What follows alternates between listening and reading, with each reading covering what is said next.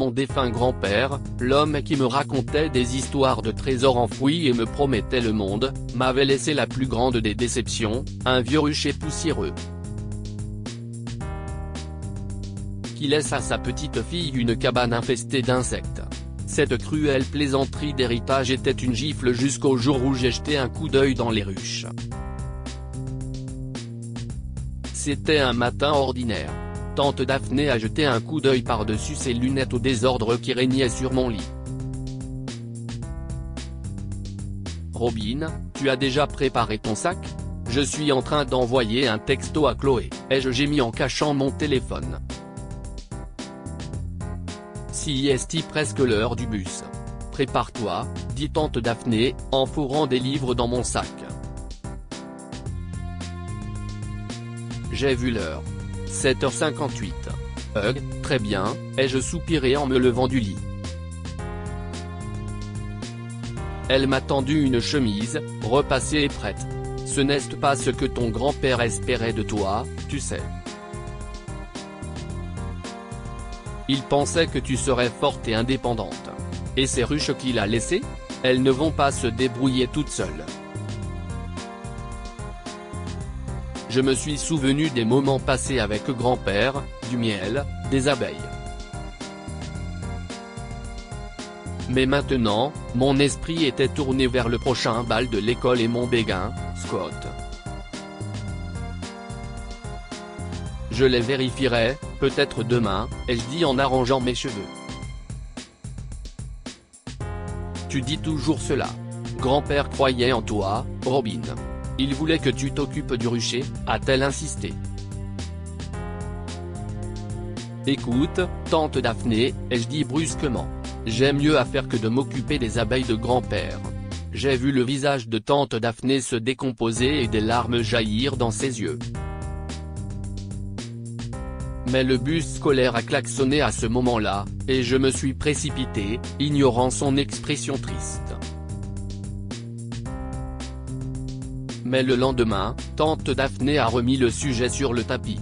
Elle m'a grondé parce que je négligeais les corvées et passais trop de temps sur mon téléphone. Tu es punie, jeune fille, a-t-elle déclaré soudainement, et si est-ce à ce moment-là que j'ai enfin levé les yeux de mon téléphone. Punie ? Pourquoi ? Ai-je protesté pour avoir fui les responsabilités, a-t-elle répondu en mentionnant le rucher négligé. Le rucher ? Cette ferme apicole inutile ? Me suis-je moqué ? Si est une question de responsabilité, Robin. Si est ce que grand-père voulait pour toi, a dit tante Daphné, la voix tendue par l'émotion. Écoute, tante Daphné, ai-je protesté, j'ai peur de me faire piquer. Tu porteras un équipement de protection, a-t-elle rétorqué. Un peu de peur est normal, mais il ne faut pas que cela t'arrête.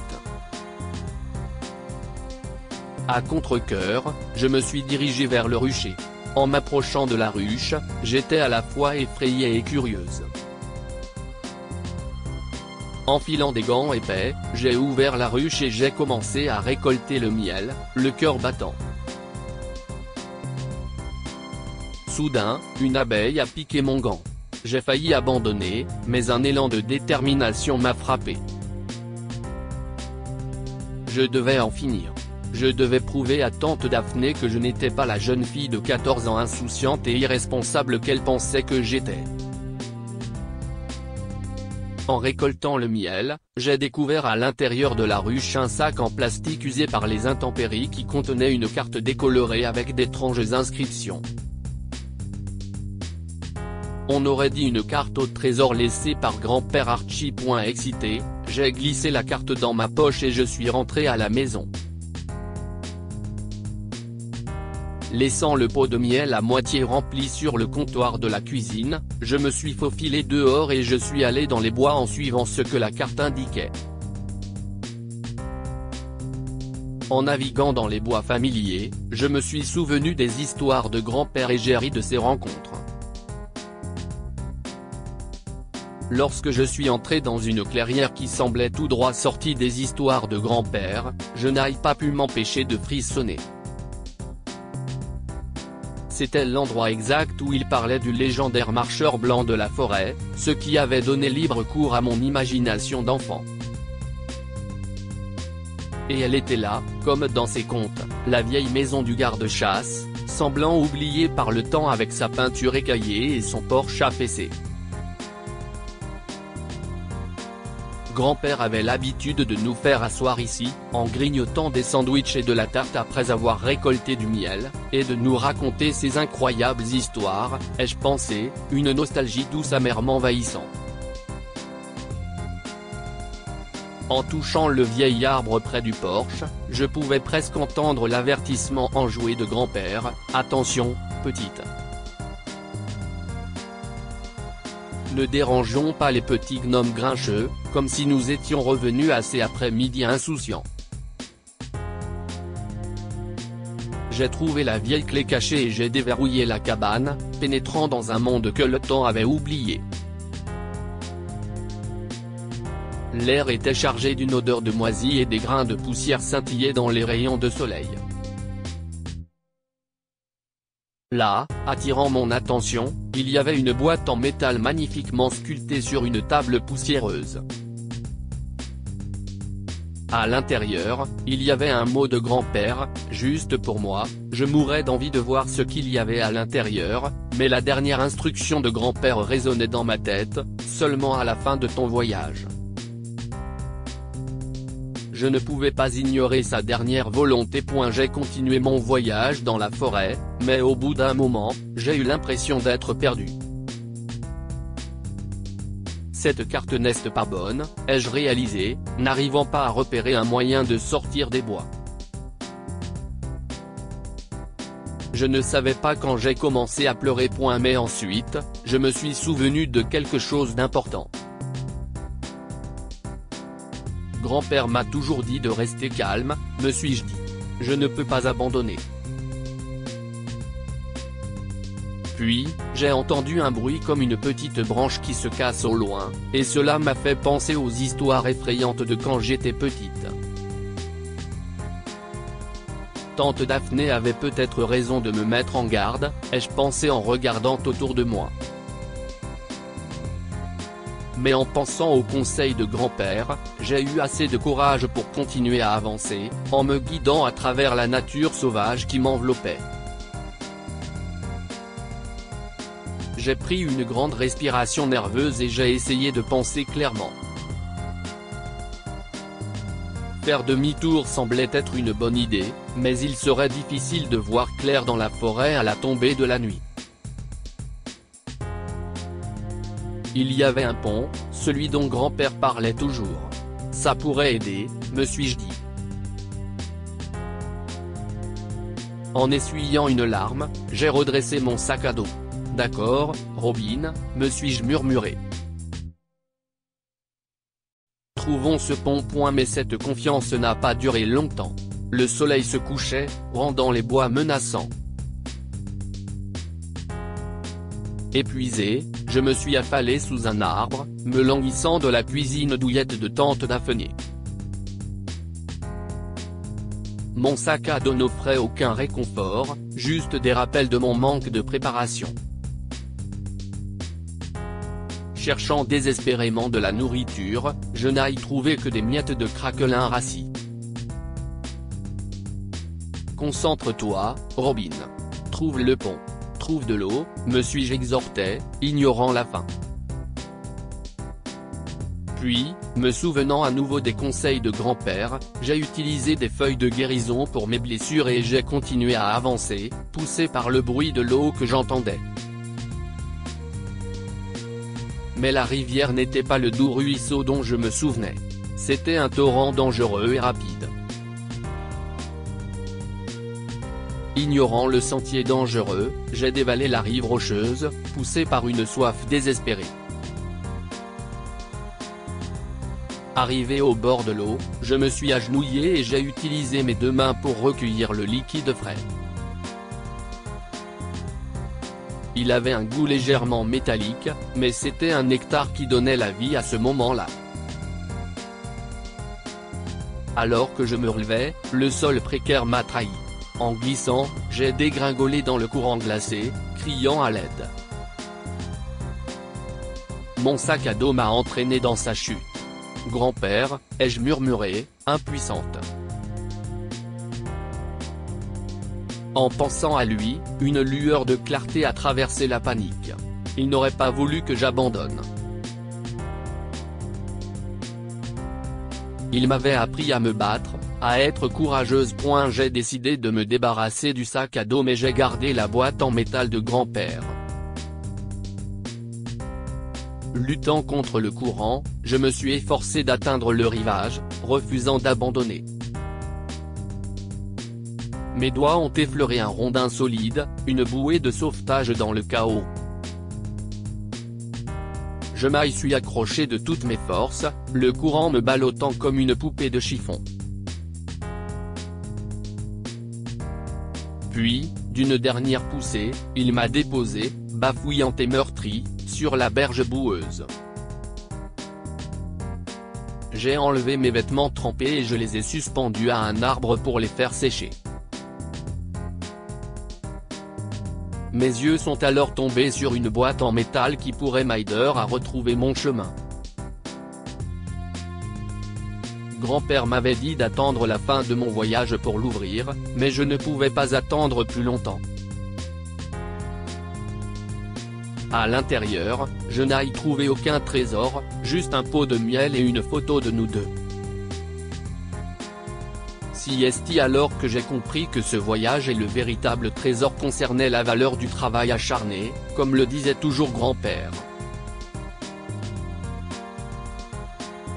En essuyant mon nez, je me suis dit qu'il était temps d'agir, de rendre grand-père fier.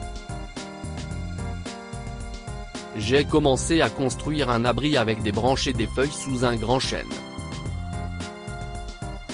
C'était rude, mais c'était suffisant pour la nuit. Le lendemain matin, le soleil éclatant m'a réveillé.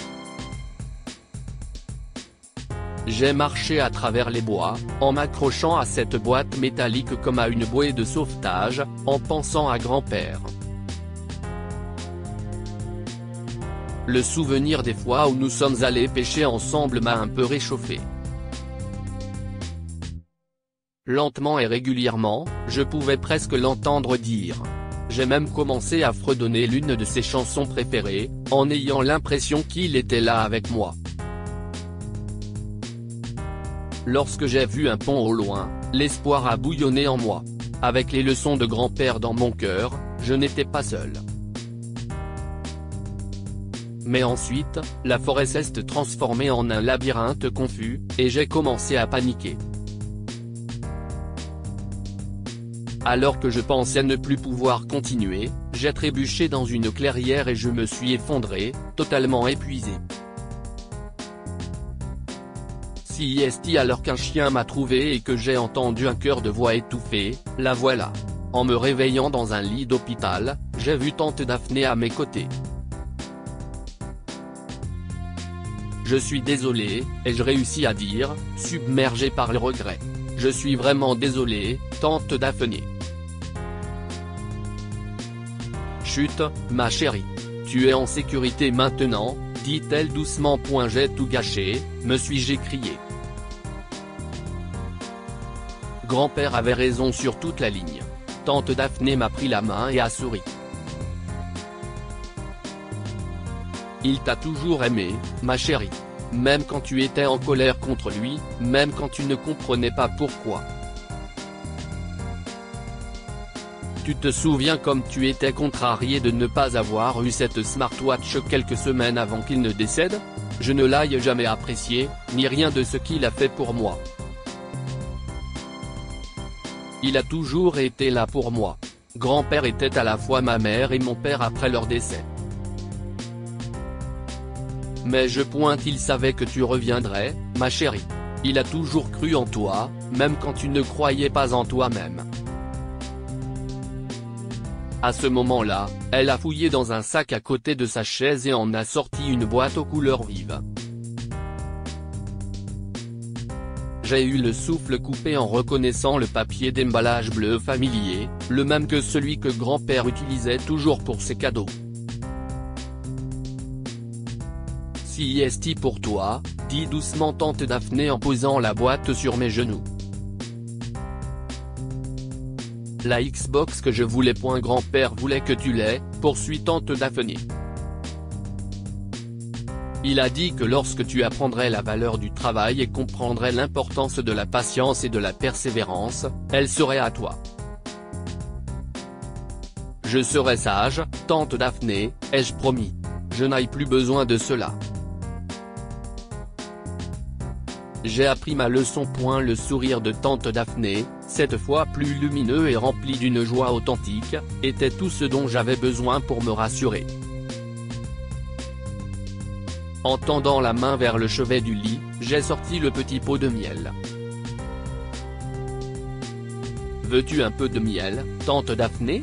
demandai-je en lui tendant le pot. Prenant le pot, elle y a trempé un doigt et a goûté le miel. « Si est sucré, dit-elle, la voix douce. Tout comme toi, Robin. Comme toi. Depuis, les années ont filé à toute allure. Aujourd'hui, à 28 ans, à milieu de l'adolescente râleuse à la patronne d'abeilles avec 2 petits-enfants à moi, qui heureusement adorent le miel, j'ai appris une chose ou deux sur la responsabilité. Merci, grand-père. Merci pour tout ce que tu m'as appris. Ai-je murmuré chaque fois que je vois le bonheur sur le visage de mes enfants lorsqu'ils dégustent du miel. Ce miel délicieux me rappelle le lien magnifique que grand-père et moi avons partagé. Dites-nous ce que vous pensez de cette histoire et partagez-la avec vos amis. Elle pourrait bien égayer leur journée et les inspirer.